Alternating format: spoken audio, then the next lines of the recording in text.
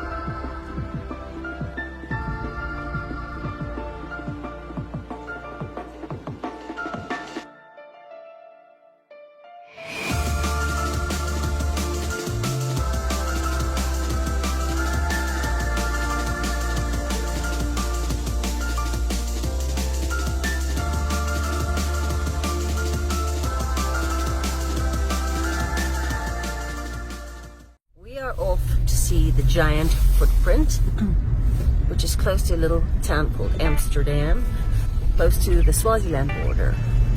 Coming up on this giant footprint, which is in the rock, which is amazing. If you take a look at this, here you can clearly see the footprint.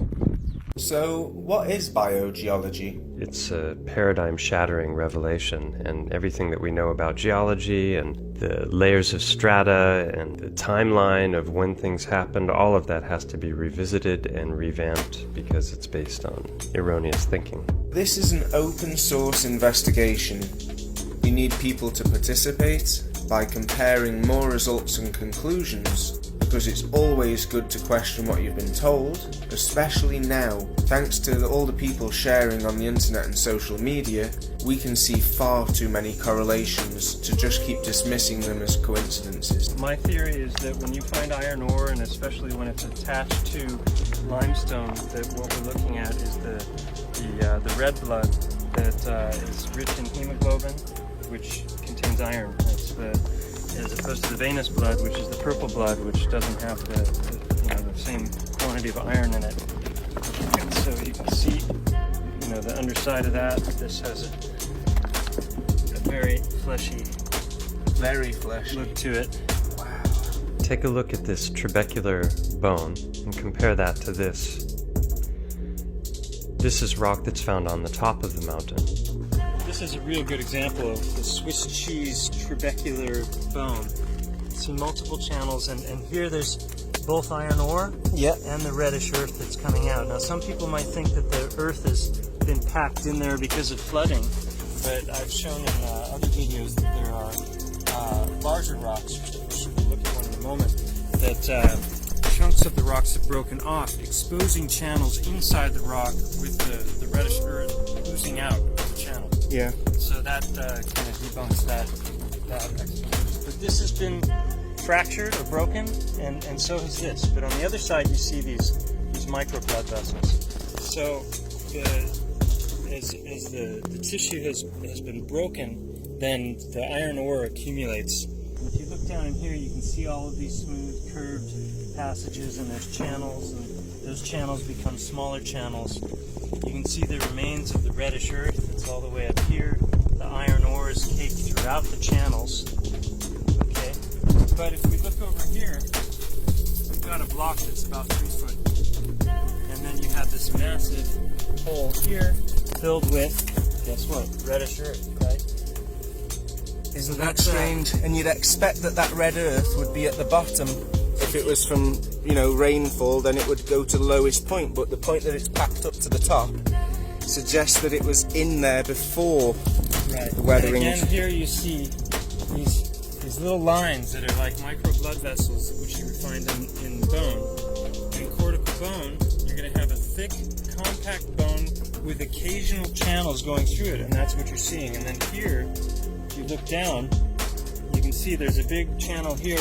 And then the thing about blood vessels is they're fractal in nature, like trees, right? You have a trunk, and then you have a smaller branch, and a smaller branch, and a smaller branch. And so that's what you're seeing, is this Big one opens going up, into and then it smaller. goes into smaller and smaller ones. So explain that to me through erosion. Yeah.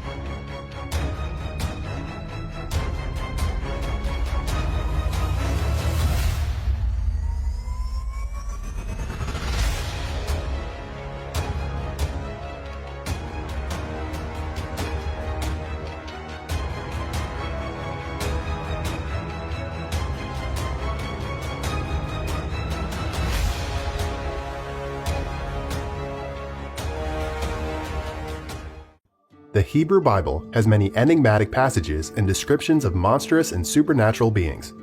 Among the many creatures described, the Nephilim are probably the main topic of debate among scholars. They try to confirm the veracity of the existence of these mysterious beings. The Hebrew word Nephilim is sometimes translated directly as giants or understood as the fallen ones. The Bible describes the Nephilim in several places. The main commentary of the Nephilim occurs in the 6th chapter of Genesis. The biblical account says, "The sons of the true God began to notice that the daughters of men were beautiful."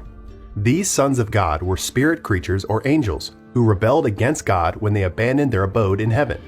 They took on human bodies and married all the women they wanted. The hybrids born from the unnatural union between fallen angels and human women were no ordinary children. The Nephilim were giants, aggressive and tyrants who spread violence throughout the earth. The Bible describes them as the mighty ones of old. Due to their impure nature, the Nephilim were seen as representatives of evil to be purged from the world. The Bible clarifies that only Noah and his family survived the flood.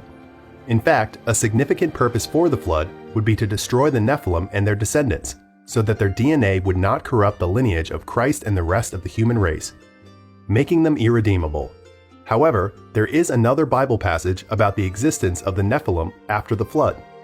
Another mention of the Nephilim is in Numbers 13, 32-33, when the Israelites were preparing to enter the land of Canaan. Moses sent 12 spies to Canaan to explore the country before invading. Only Joshua and Caleb believed that Israel could conquer the land.